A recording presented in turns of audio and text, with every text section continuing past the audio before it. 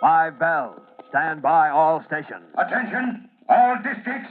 A 5-alarm fire. 5 bells. Move in immediately. That's it. Let's roll! Let's go! Fire! Fighters!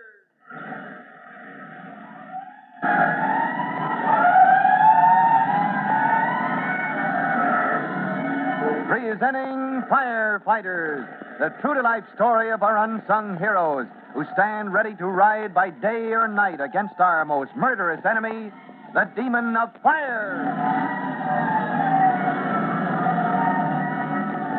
In a moment, we'll join Chief Cody and rookie fireman Tim Collins in the warehouse near the waterfront, where they face perhaps the weirdest adventure yet encountered. A short time ago, the rescue company had answered an alarm to find the job they faced this time was rounding up a group of monkeys swarming over the site of a building. But it turned out to be something besides a joking matter, for these rhesus monkeys have been sent here for scientific study, and the success of the medical experiments they're intended for depends on their being captured and turned over to the doctors of the city. We'll move into the middle of this weird adventure right after the following message.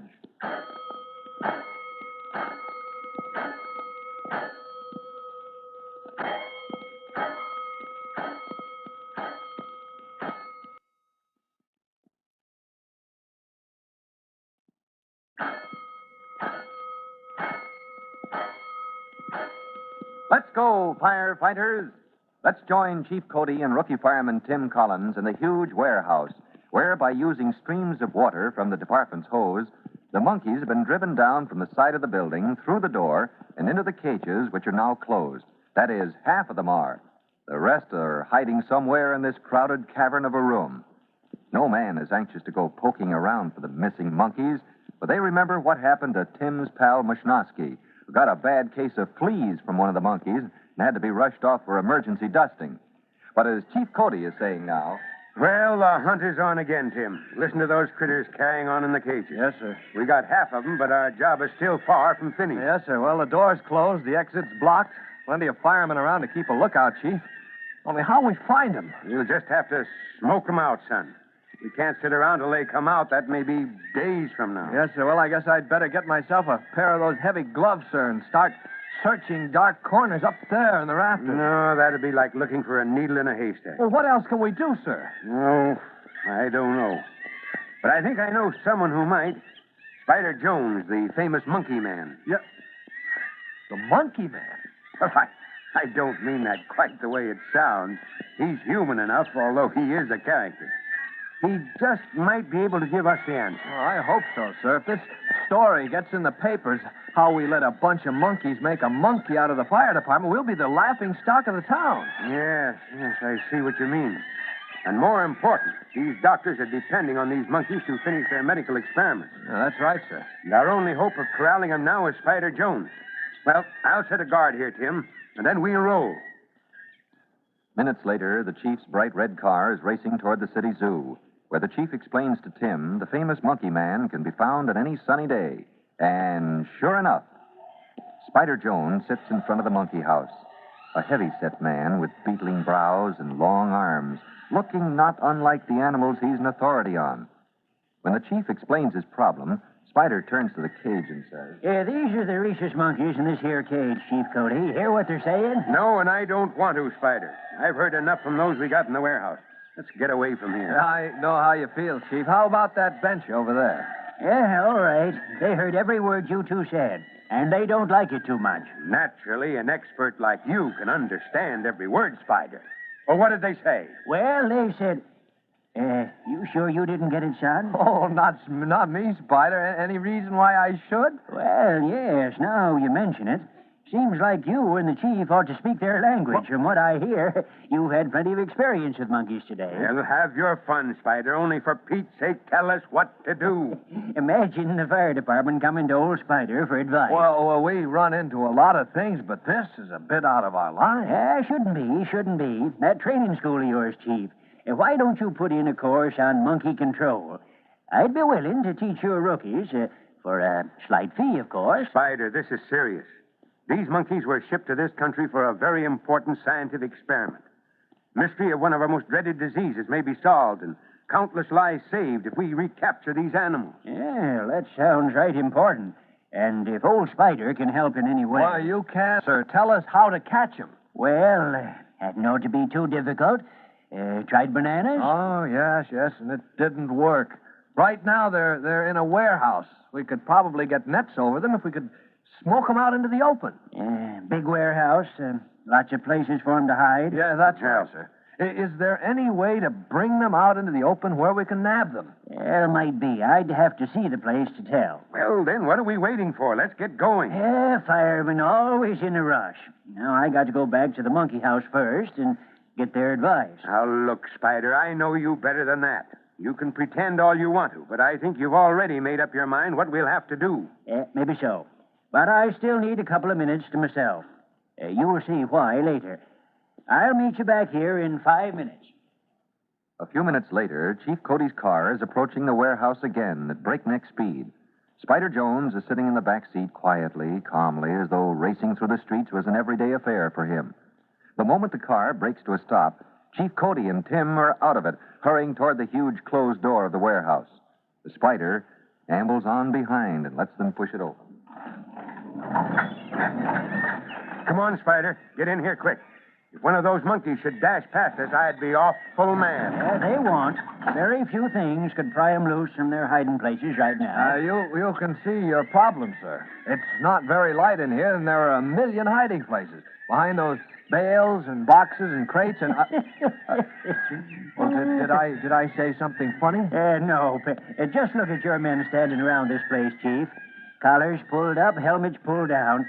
You should hear what my friends in those cages are saying about human beings. I don't give a hang what they're saying. Can you blame my men for not feeling comfortable with a pack of monkeys loose in the dark here? I don't mean to rile you, Chief. Only didn't it ever come into your mind those monkeys are a lot more afraid of you than you are of them? Oh, well, I suppose you're right, sir, but that doesn't help us solve the problem of how to catch them. You just leave that to me. I've handled monkeys from Rangoon to Rapid City, South Dakota. Well, I remember one time... Now, come on, Spider, come on. None of your stories. We can't stay here forever playing nursemaid to a pack of monkeys.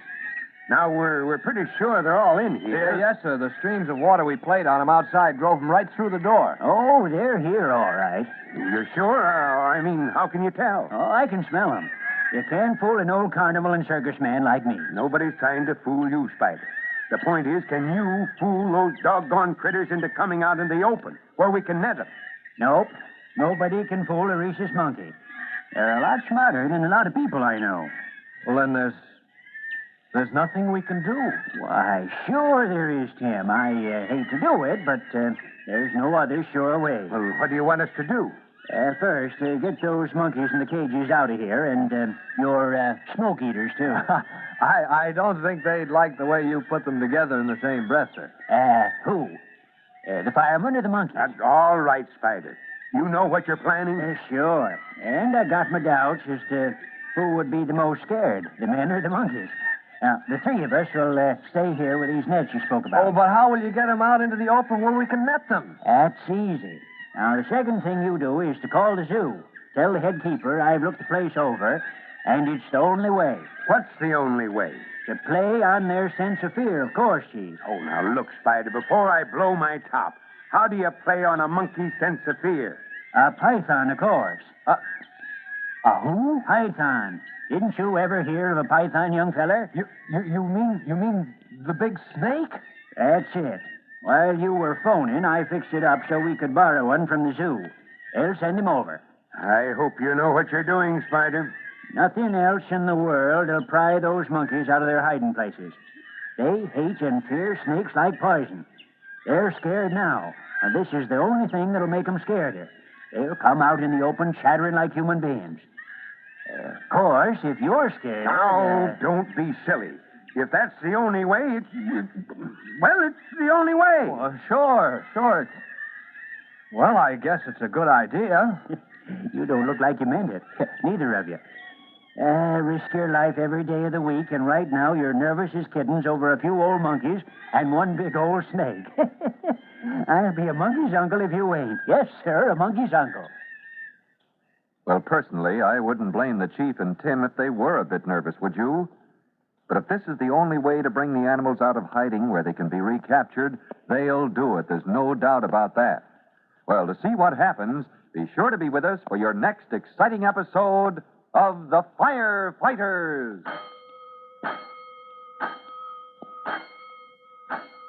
In just a moment, Chief Bob Cody will return with a very important word for all of you boys and girls. But before that, a word from your announcer.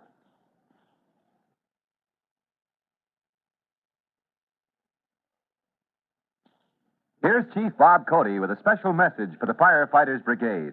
Chief Cody. Attention, firefighters. Here's a bit of advice I certainly hope you'll never have cause to use. If you should ever be present when a person's clothes catch on fire, remember two things they must not do.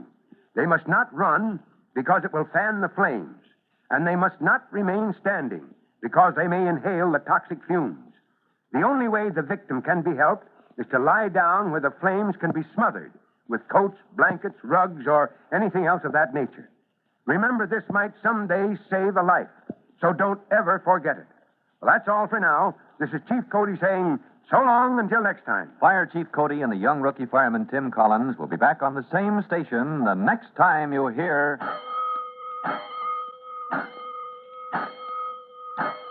That's it. Let's roll!